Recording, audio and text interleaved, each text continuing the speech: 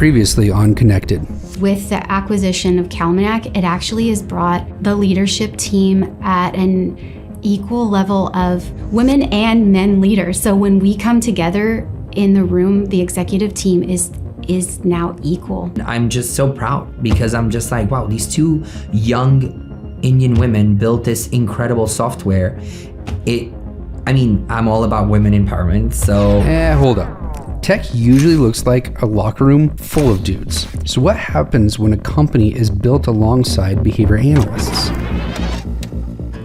I have been in rooms before where I definitely am underestimated. More so at Motivity than I've ever experienced before is a willingness to embrace other voices. And I do think part of that has to do with the fact that there are many female leaders in the ABA space.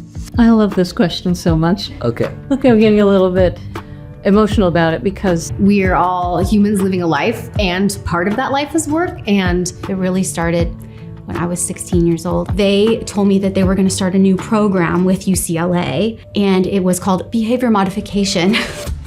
And he was starting a company called Motivity, which was tracking progress and behaviors and for organizations that provide ABA services.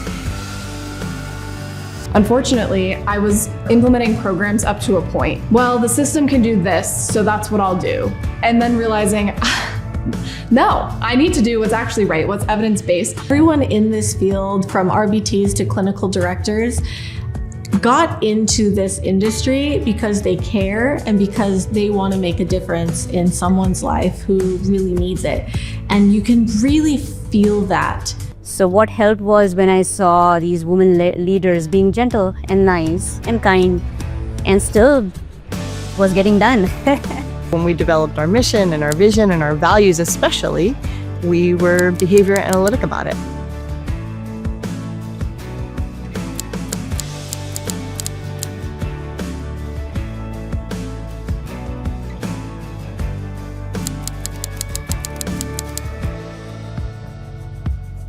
Now, nobody's kindergarten dream job was a behavior analyst. So how exactly did you end up here? How I got into the field of ABA and autism, it really started when I was 16 years old. I knew that I wanted to work with children, and I knew I wanted to work with children and at that point I didn't know what that meant, and I read a book in my psychology class about a child with autism. It fascinated me. It made me very interested in children with autism. So I was at a local community college when I was 16, and I saw a flyer, you know, those flyers that have little like strips you can rip off, and it was looking for somebody to help at an autism support group. Tore it off. I was the only person that showed up, and there were 6 children with autism and all of their parents. But I came like uber prepared because I'm the oldest child of six children. And so I had like a babysitting bag, and I had like Play-Doh and bubbles and like basically a reinforcer bag, but I didn't know what that was, what it was. And I just played with those kids and really observed how unique and special each one was. Like one was really into Disney and one was hyperlexic and could read.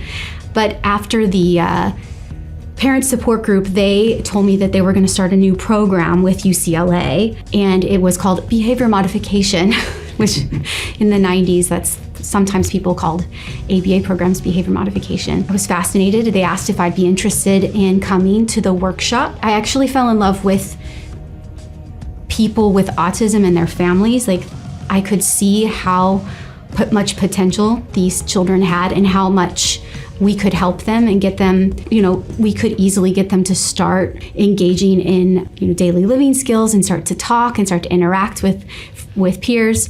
So I just thought, okay, this is going to be a really rewarding career, this direction. So I went to school, studied psychology. At the time, there were not very many ABA programs, and especially not where I lived. So I had an undergraduate degree in psychology. Then I moved to Hawaii after I got married with my husband, and we didn't think we were gonna stay there very long. I was thinking of doing graduate school back. But then we fell in love with the island of Hawaii, or the island of Oahu that's in Hawaii. And I was offered a position in the school districts to train special education teachers on applied behavior analysis. So I had a bachelor's degree. I had about 4 or 5 years experience working in ABA programs. I decided to start a company that was create online training videos and disseminate that through a learning management system. And so we had to build our own learning management system, and this was the company I founded called Autism Training Solutions. And intensity. So I did market research. My big client was Arlington County Community Services. So here I'm in the data management group, and I do this through my second child. My second child was born in 2004. First 2 months, he was great. And then he cried all the time, just all the time. Like, he cried a lot. He couldn't communicate. He walked a little late. His motor skills were behind. He liked to repeat things over and over again, do the same thing over and over again. He really, really, really liked Baby Einstein. I don't know if you remember Baby Einstein, but in the 2000s, that was big. So he loved Baby Einstein. Videos of him manding for Baby Einstein early on, and me not picking up on it because I didn't know any better. I didn't understand that Aita was Einstein, and that's all he wanted to, and there he is asking for it. But I also go to the doctor and I'm like, all right, something's wrong. Can you help me? And they send the county out. The county comes out and they go, yeah, he's got a speech delay. He's 9 months. He's not babbling. But otherwise, he's probably fine. And so they did nothing. And I'm like, no, that's not good. And Denine's in my ear telling me, you need a board certified behavior analyst. They taught him some speech, at least to communicate, where he was telling me things. Turns out he could read. He really liked Joe Lang's Headsprout at the time because that was fun. And so he learned to read through Headsprout. That was such an amazing transformation that I went, I got to do that. I took classes at UNT with all of that transformation happening. Understand that it is behavior. Understand that the environment is having a huge impact on whether he does well or he doesn't do well. Focusing on independent behaviors is important, and not want to do that. And that's where I got into ABA. When you look at behavior analysts, there's a whole spectrum. Meet Rex. He's not a tech bro. Rather, he's a founder that recognized that clinical frustration and through building alongside behavior analysts, accidentally turned Motivity into a talent magnet. Where people fall in terms of their way of doing things, their secret sauce versus just wanting to get the job done in the easiest way possible. Everyone cares about the kids, but they value the methodologies and the techniques differently. And so we wanted to build a platform that would support any type of scoring system, any type of mastery criteria.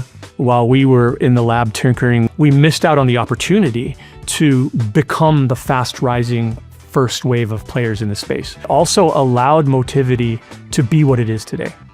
So if we had gone the route of Central Reach, then we probably would never have landed on the clinical tool set that is so appreciated and beloved by our user base. It probably wouldn't exist in the field in the way that it exists now. Over the lifetime of Motivity, I got 4 phase 2s, and they added up to $11 million. So that's $11 million in seed funding over a 10-year period that allowed us to organically grow, focused on our technology and not being driven by market forces until it came time to really ramp up and commercialize. It creates this amazing opportunity. The way that I was introduced to Motivity was actually all the way back when I started ATS. So I was part of a group called the Hawaii Innovation Center, which was a group of entrepreneurs, startup companies, tech startup companies that were on the island of Oahu. And we collaborated, we have like a shared workspace, and I was invited to be on a TV show about the Innovation Center in Hawaii. So I showed up to the TV show and was interviewed. 2008, it started out as Autism Training Solutions. I'm a behavior analyst and a special education teacher that's been working in the field of autism for about 17 years. And the person who was right after me to be interviewed, his name is Rex Jacobowitz. He was a PhD engineer. We are building software for behavioral therapy groups that treat autism. And our software will help them manage their data, get rid of their paperwork flow, and more easily create custom curriculums for each of their students following models that are being researched at universities right now. Autism Training Solutions started very small, but within 5 years, it was being used in over 700 organizations to train the frontline staff and the RBTs. And then because of that, was recognized by a healthcare online platform called Relias. And then Relias acquired ATS. I had been at Relias for 5 years, and I really enjoyed the time I got to work across disciplines, but my first love was the field of ABA. When the time was right and I was ready to move on, Rex offered me a position to basically commercialize Motivity the way I had done with ATS. And it was a nice fit because I knew a lot of the people that ran these organizations, and I knew a lot of the problems that they were encountering and how Motivity could solve those problems. And so I could jump into the position and really kind of hit the ground running, and I could say, hey, this clinical director really needs a tracking system, and we need organizations to pilot our technology. Let's get together, let's learn from each other. And so the first year of Motivity was really just us piloting and having organizations use it and finding all of the ways that we can improve it to make it even better. I am a BCBA, and I was utilizing several other legacy systems just in my time as a clinician. I got to a point where I realized, it was like this light bulb moment.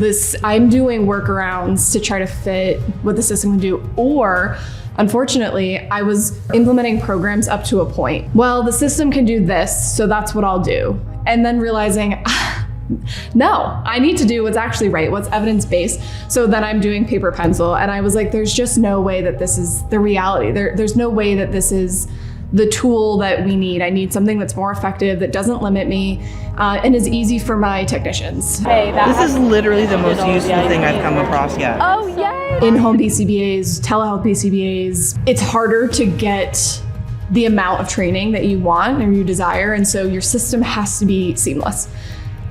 Start Googling all my options, and I start looking at everything out there, and I stumbled across Motivity, and I didn't leave. I learned more about it. I watched everything that was on the internet about it that I could find. I saw a job opening and I reached out. And then, like I said, I did not stop talking to whoever would talk to me. Kara, Emily, Tatum, I kept asking. Finally, I was offered a position, and they're not going to lose me now. That part you can cut out, but. Ensuring your team has the experience necessary to build the right tools is one thing. But what happens when care hits home? What happens when that science is tested at your very own kitchen table? Does it fit in with God gives you what you can handle? Like, a lot of behavior analysts then end up with children with autism. But it's interesting when you're a behavior analyst and you're a parent of a child with autism, how that does color what you do. And I think in my early practice, I was a little more lenient with parents than maybe I should have been, or than maybe other people who were like me, because I was like, when you're mom, you do things differently. And that's just how the environment is. Like, I can look at a situation and know that I should react in this way because that will engender these types or elicit these types of behavior. And I'm going to do it because, I'm offended. Like, I take it personally. Whereas with kids, other kids, people's kids, I can be so patient because I'm not taking any of their behaviors personally. I'm just thinking about it. And so I know that about myself. Then I have a parent who's not a behavior analyst. I know I feel like I was probably more sympathetic to that parent because I'd had that experience. And I still think that us being behavior analysts was really useful for those children. Yeah, one thing that's pretty unique about my experience, there's a lot of amazing clinicians that are also BCBA mamas. I think that what's different, my child was born and diagnosed after I had already been in the field for many years. I have like 2 phases of my career. It's like pre my child and like on the spectrum, and then after. Like, I look back at like Emily before I had a child on the spectrum, and I have so many regrets. Of the way that I approached the science, the way that I approached families, the way that I approached care, and then having the experience of being a parent and knowing the realities of daily life and the realities of what's important for families, I was able to apply that with the patients that I cared for after the fact. And I think a lot of the families felt safer and more comfortable because I had the same, I was showing up to IEP meetings, I had my advocates, I was like trying to figure out like the pseudoscience that's coming out, like, oh, if I just put my child on this diet, like their behaviors, like I had to navigate that because as a parent, it sounds nice, like let me try that. But so I'm understanding their perspectives, like why parents are gonna go through X, Y, and Z to see any type of change in their child's life. I mean, I got to a point where I looked back on a few families that I feel like I didn't have enough compassion and understanding of what they were going through. And I called them like years later after the fact and apologized to them. Like I told them my story and I was like, I didn't know, and I apologize that this was my perspective. It was just a really great learning experience to be able to be in the shoes of a parent. I'm grateful for that. It's given me also a deeper passion for being able to make a broader impact. And that's why I went into technology, because I was like, okay, I can work as a clinician and I can impact, a couple dozen kids at a time. But hey, if I go into technology, I can impact hundreds, I can impact thousands. I mean, it's not direct, but it's an impact. And that's the reason why I transitioned over to technology, so I can continue to have a broader impact. He did call me about 5 minutes ago, and right now he's at ECPI, which is a trade school. He just graduated with his associate's degree from his community college, but he did not know his social security number. So he's like, Mom, I need my social security number. I'm like, okay, but that's such a normal thing for a 21-year-old to not know his social security. I mean, it's fine. But he knew to call me. He knew where to get it. He's there by himself. I am not with him. Like, he is doing all of that stuff by himself. And that's all I would ever want. And when I was going through my training, I came up with an access database, and you could put in the data and it would spit out the rule. It would say, go forward or not. But that was basically what Rex was doing, only so much better. But he and Carolyn and I would talk on Skype, and I would get to geek out on the neat thing that Kata and Rex were build something. They'd been building this for 2 years at least, or longer than that. And they're going for this NIH grant. And he's like, well, why don't you come on our staff so that we can include you in the NIH grant? With the ABA landscape shifting at light speed, the biggest risk isn't failing to grow. It's actually losing your way in the expansion. So how do you apply the science of behavior to the behavior of your own organization? Right now, we're not only in an industry that is growing like wildfire, that has incredible oversight by regulators and payers that are changing the rules every single day. We're also bigger, right? When I joined a year ago, we were an organization of about 20 people. Very soon, we're going to be nearly 100 people. And leadership qualities are so important for us to continue to grow in the way that we have in the past and not lose sight of the things that got us here, right? So the foundational clinical excellence, the research-driven technology that is truly enabling clinicians to have better outcomes by using Motivity, and the culture of empathy and happiness and a collective drive towards the mission of creating better technology to support kids. Great leaders are able to take a step back and take a pause and understand that there's probably more going on in the room when employees or customers are upset about something, which happens. Is it what they are saying, or is there something else going on that is actually contributing to some of the emotional response? And can we ask the right questions and gather information and then be able to action in a way that actually solves that problem versus reacting to that moment? Ultimately, what really drew me to the business was a couple key things. So first and foremost was the mission and what the product ultimately is looking to serve and who it's looking to serve.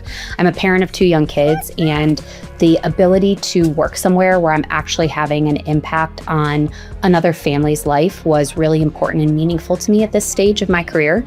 The second was the technology itself. So I spent most of my career working at high growth startup companies, and I've seen really amazing teams try to fill the gap for products that maybe aren't where we are marketing them to be. What I loved about Motivity was that it had both. The technology itself is incredibly strong. It's built by subject matter experts, and I think that that's so critical, specifically in the ABA space. Second was the team. I just was so impressed with everybody that I met with, from the team who's on the front lines with our customers every day, to our product and engineering organization, to the leaders of our company.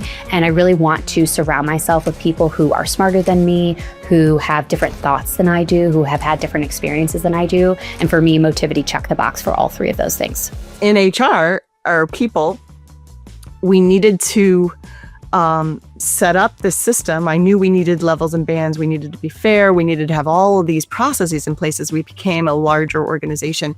But all I know is behavior. And so I leaned very much into what a behavior, this is an organism.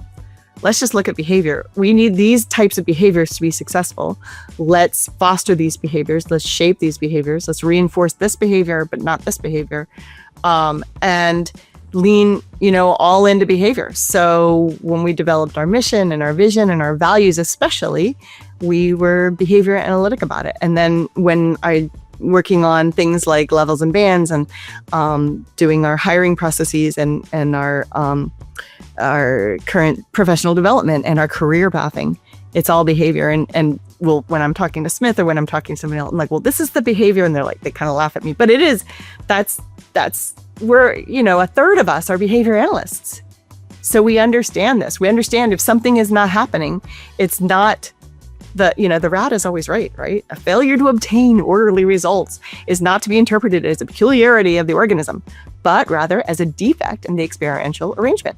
So we need to change the experience. We need to change the environment. I do an interview with everybody who comes through. We look for the types of personalities or the types of behaviors that would be conducive in this culture, especially if it's somebody who's going to be a people leader. Behavior analysis is under our culture. For me, some of the things that I'm most proud about working for Motivity is, again, we always go back to the use case of what the field needs. We aren't trying to look out or look beyond.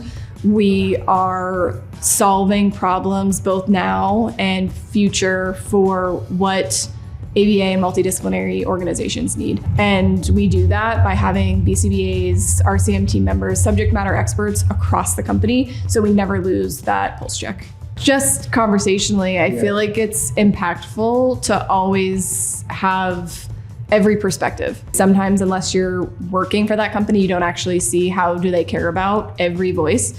And so by having female leadership that is displayed, it shows the way that we care about who is in our company and who represents our company. Coming into this space, this is my first exposure to ABA therapy, my first exposure to healthcare tech in general. And what I really relied on coming in, and frankly still rely on, is my ability to listen and hear what our customers and what our team needs. I have been in rooms before where I definitely am underestimated. I think it gives you opportunity to come in and say, I'm here to listen, I'm here to learn. One of the things that has been most eye-opening and exciting about working at Motivity that I didn't think about when I first started was how many rooms I'm in where it is all predominantly women. This has been the first time of my career where I am noticing that we have more women on a call making decisions than men. That is, again, a unique experience. It's a privilege. And I think that what that enables us to do is just ultimately have diversity of thought. I think that we've been really intentional about also bringing in people like myself, like Smith, like some of the other team members that we are bringing into the organization who maybe don't come from the ABA world, in order to have diversity of thought and be able to continue to grow our business in a way that is both sustainable, but also clinician first and clinician focused and outcome focused. It is really heartening to see how many female leaders there are across the customers that we work with. It's, again, a privilege to kind of work in that environment. I think that from our team standpoint, what we see day in and day out with some of the female leadership. So on my team, for example, I have 3 managers on my team, all of whom are women. And I think that what we bring to the organization is really clear communication, a really clear focus on outcomes, on making the most out of meetings and moving things forward. And I think that that has enabled us to take huge leaps in the past 12 months that if we hadn't had that group of individuals together in partnership with our other team, I don't think we would be where we are today. And I just, am really proud to be part of that organization and proud to be building and scaling the team with these women. What if the secret to crushing massive professional goals is actually just listening, collaborating, empathizing, and just being human? I love this question so much. Okay, I'm getting a little bit emotional about it because we have people who really, really understand what our customers are going through. And they have this knowledge, this ability to maintain all of the information and then deliver it with kindness and compassion and patience. Everyone in this field, from RBTs to clinical directors, got into this industry because they care and because they want to make a difference in someone's life who really needs it. And you can really feel that. There's just so much joy that comes from being in this industry. Even though I am just on this sales team, it really is something special because the people that I get to surround my life with are good people. And I can see that in every part of Motivity and in every part of the ABA space. We are all humans living a life, and part of that life is work, and allowing us the flexibility to do what we need to do and to get our jobs done when we can and how we can. And that's been a big part of it for me. But there's also the recognition that we all can contribute in various ways. And I feel like there's a lot of, they seek out our opinions on things. They seek out, well, what do you think we should do? And how would you kind of handle this? And so it seems to be a very inclusive kind of culture. I think part of that is because you have a lot more women in power, you have a lot more women involved, and I think that there is an inherent acceptance of diversity. That's the reason why ABA and autism are so linked, is because autism moms were very fierce about getting things done. Maybe it's because it's their children and they believe so strongly in what they need and what they want that it makes them so powerful. But I would definitely say that it's on the back of autism moms that behavior analysis became what it is. I think it meant a lot to me to see women leaders in the sense of leadership style, because I cannot fake it to appear like a big risk taker, like a alpha type of personality, because it would be fake, and I don't want to do that. But if that is what leadership was earlier, then I wouldn't be successful, or I couldn't even dare to take those steps because I cannot do that, right? So what helped was when I saw these women leaders being gentle and nice and kind, and still shit was getting done. And they were successful in whatever they were doing. That was very inspirational. That was relatable, So I feel subconsciously I tried to do that around everyone, in meetings, in every interaction. I'm hardly ever the commanding alpha person. And the hope is that everyone sees and, it gives them some kind of confidence that even that there are different types of leadership styles, and this could be also one of it. So, yeah. Now, I don't realize for sure, and not thinking about it definitely not thinking about it, because I feel like challenges, struggles, successes, failures, all of this is gender neutral, right? So I think all of those things make sense in hindsight. So it might eventually, I hope we do carve out some paths. I hope the way I've been standing on, other people's shoulders, I hope I offer my shoulders to others. With a field full of scientists that understand that the environment determines your success, I'll leave you with this. How are you shaping the system?